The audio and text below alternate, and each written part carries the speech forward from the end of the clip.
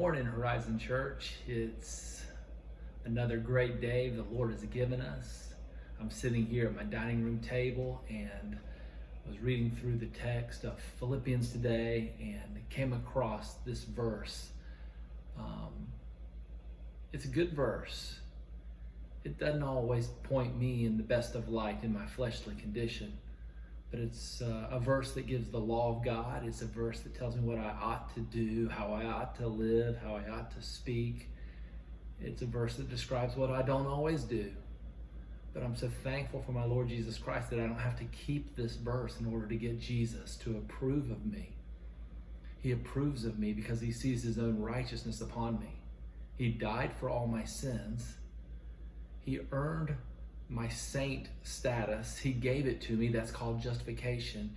He set me apart for his service. That's called sanctification.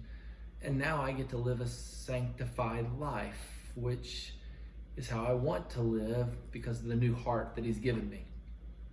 So now I go back to this verse and I read it and I start thinking how I might apply it. I start thinking about how you, my friends, might apply it. Let me read this simple verse. Do all things, there's that troublesome word.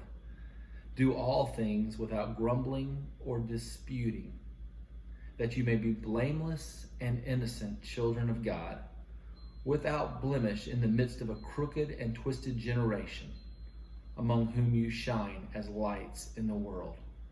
That's Philippians 2:14 and 15. I'm going to read it again now. Do all things without grumbling or disputing, that you may be blameless and innocent children of God, without blemish in the midst of a crooked and twisted generation, among whom you shine as lights in the world. You see the grumbling and disputing and the fighting that happens within your children in the home. You experience it within your marriage. You know what it's like between you and maybe some of your neighbors. You know what the family feud looks like when you see it in the lives of other people.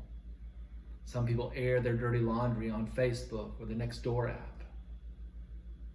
You see in the world the anger and the disputing as people are on both sides of the fence on this issue or that issue, and lately it's the coronavirus issue and how we should handle it.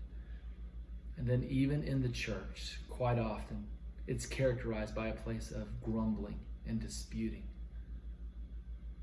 But that's not what Christ intends. Christ would have us be humble like him. Christ would have us stand on truth, be able to communicate well, state the facts, hold our views. But when it comes to our brothers and sisters in our homes and in our church, he would have us live as one. So let's work on that today. How can we today shine forth as lights in the world? How can we be countercultural in this regard?